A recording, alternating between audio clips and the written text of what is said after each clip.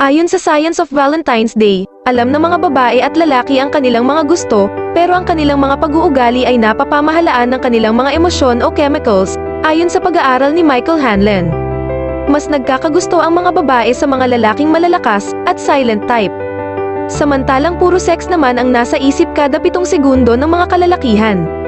Hinahanap ng mga babae ang mga tinatawag na alpha males, pero iniiwasan ng mga lalaki ang mga successful women. Totoo ba ito? Ang pag-ibig nga ba ay purong dedikasyon lang ng biology, o naniniwala pa tayo sa magic of romance? Ngayong Valentine's Day, isinasama natin ang siyensya mula sa mga sitwasyon, mas hanap nga ba ng mga lalaki ang mga blonde? Kamakailan, nagpadala ng isang babae ang mga researcher mula sa University of Westminster sa 3 magkakaibang nightclub. Ang babae ay nagkulay ng buhok, ang una ay brunette, sumunod ay blonde at panghuli, ang red, at ini-record kung ilang mga lalaki ang lumapit sa kanya, at ano ang sinasabi ng mga lalaking ito. Napag-alaman sa pag-aaral na hindi masyadong nilapitan ng mga lalaki ang may blonde na buhok, para alukin sa dance floor, kundi mas mataas ang naakit ng brunette dahil sa karisma nito at katalinuhan. May ibig sabihin ba ito, sa karamihang sosyedad, mas bihira ang mga blonde kaysa sa mga brunette, mahigit sa 70% sa atin ay mayroong itim na buhok. Kaya simpleng sa madilim, maingay na kapaligiran, ang mga blonde ang nangunguna. Sa katotohanan, sa karamihang ebidensya rin ay nakita na mas nauuga ang mga lalaki sa uso kaysa biology. Noong 60s, mas nanguna ang mga brunette sa kagandahan dahil sa pauso ni Marilyn Monroe. Pagdating ng 80s, iginiit ang karapatan ng mga blonde ang Diana effect. Mas gusto ng mga babae ang malungkot na mga lalaki. Mas pinipili ng mga babae ang mga lalaking malulungkutin kaysa sa mga nakangiti. Ayon sa Canadian scientists, ipinakita sa may 1,000 kalalakihan at kababaihan ang may ilang daang mga larawan mula sa iba't ibang estado ng kasiglahan.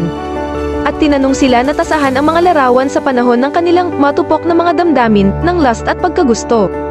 Ang mga lalaking nakangiti, ayon kay Professor Jessica Tracy, ay kinukonsiderang unattractive sa mga babae.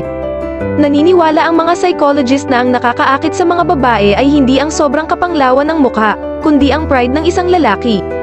Naaakit din ang mga babae sa mga lalaking may namimintog at nakalabas na mga dibdib, nakaungos na baba, tinging may determinasyon at may banayad na pagsalakay. Mas gusto naman ng mga lalaki ang mga babaeng mukhang masayahin, at ayaw nila ang tila hambog at may sobrang pananalig sa mga sarili. Ang mga lalaki ay nata-turned off sa mga successful women. Ang pagtaas ng alpha female ay isa sa mga pinakatampok sa modern society. Ngayon, ang lalaki at babae ay tila mas nakakahanap ng mga partner sa kung saan sila nakagrupo. Ang mga male surgeon ay nag-aasawa ng mga nurse, ang iba naman ngayon ay nagpapakasal na sa ibang mga doktor. Ang pag-aasawa sa loob ng grupo ay madalas na nakikita sa mga IT at engineering, na kung saan karaniwang mas marami ang mga lalaki sa mga propsyong ito, mas mapipili ang mga babae. Ang paglobo ng speed date ay naging pabor sa mga psychologist dahil nag-aalok ito ng tsansa na makahanap ng malaking dami ng data sa halos karamihan sa laboratory-like conditions. At sa bawat pag-aaral, nabatid na sa iisang bayan, nabibigyan ng pagkakataon ang mga lalaki na matasahan ang malalapit na kanilang potential mates na mga kababaihan. Sa ginawang pag-aaral noong 2004, nalaman na ang mga lalaki at babae ay nakakagawa ng isang desisyon sa loob lamang ng 3 segundo para makahanap ng kanilang potential partner. Binabasehan dito ang kabuuan ng kanilang hitsura, gaya ng inaasahan. Naghahanap ang mga babae ng matatangkad, fit-looking men at magpapahalakhak sa kanila. Gayun din ang binabasehan ng ibang mga babae ay ang mga lalaking may project degree at may material success.